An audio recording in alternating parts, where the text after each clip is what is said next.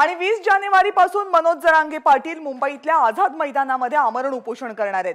बीडमधल्या सभेमधून मनोज जरांगे पाटील यांनी आज ही घोषणा केली आहे। 3 कोटी मराठे मुंबईमध्ये येतील असा दावा जरांगेंनी केलाय। मराठे हे ओबीसी मधूनच आरक्षण घेणार असाही पुनरुच्चार मनोज जरांगे यांनी केला। बीडमधल्या सभेमधून जरांगेंनी भुजबळांवर सुद्धा आज पुन्हा एकदा टीका केली। त्यांनी काय डाव टाकला माहिती आहे तुम्हाला? तुम्हाला माहित नसला तर ऐका काय डाव टाकला त्यांनी। आपल्याला नोटिसा दिल्या आणि त्या मुंबईला 144 लागू केला। किती तारखेपर्यंत? 18 पर्यंत। चला 20 जानेवारी मुंबई आमरण उपोषणाला। आमरण उपोषण मनोज जरांगे मुंबईतल्या आझाद मैदानावर 20 तारखेला करणार। त्याला भेटायला मराठे येणार। आम्ही भेटायला नाही यायचं का?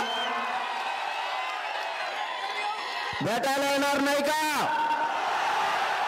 जर एखाद्या पोराला धरून नेला आणि जर अटक केली, पुरा जिल्ह्याने उठायचं आणि त्या पोलीस स्टेशनला मांड्या घालून जाऊन बसायचं सगळ्यांनी।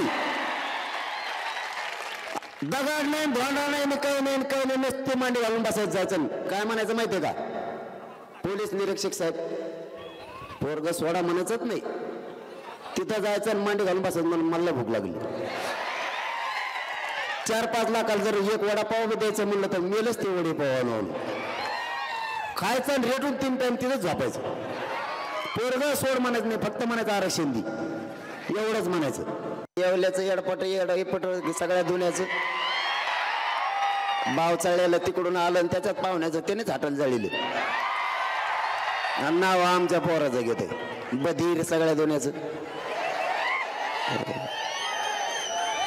आणि त्याच ऐकत ती सरकारी।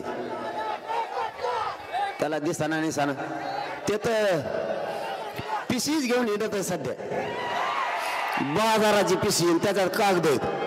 बघा बघा मला कशा शिव्या देतात। कशाला बोलवतो रे मग?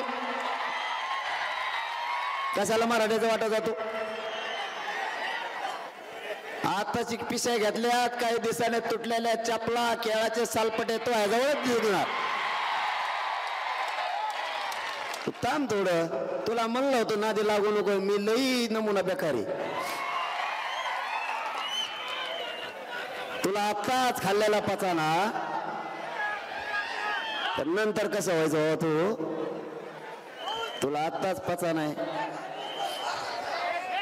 अरे त्याला समर्थ मी, तुम्ही टेन्शन ना घेऊ, त्याला आत्ता उलटा पालता करतो, त्याचे काय काळजी नको।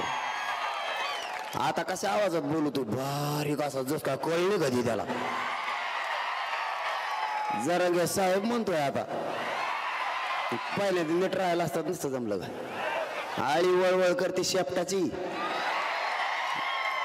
दिसतंय बी कसलं काय नो रंगनाथ रंग बदलणारा रंग। तुम्हाला हात जोडून विनंती करतो, मराठा समाजाच्या लेकराच्या पाठीशी उभं राहा। हीच योग्य वेळ तुम्हाला मराठ्यांना साथ देण्याची।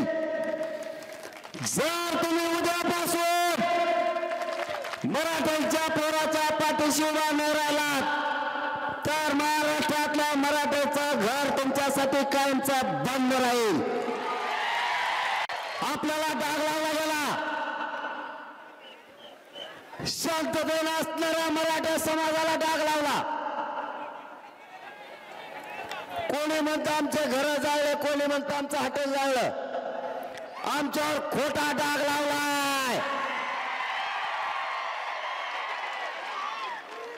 यांनी यांचेच हॉटेल जाळले आणि निष्पाप माझे गोरगरीब मराठ्यांचे बांधव तुम्ही गुतवले।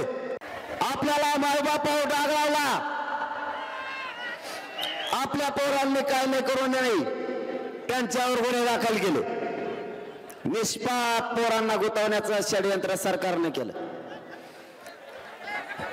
आज इतक्या लाखांना मराठे कोणालाच मोजता येत नाहीत। मराठ्यांना जर काही करायचं असतं तर आज केलं असतं का नसतं? एबीपी माझा, उघडा डोळे बघा नीट।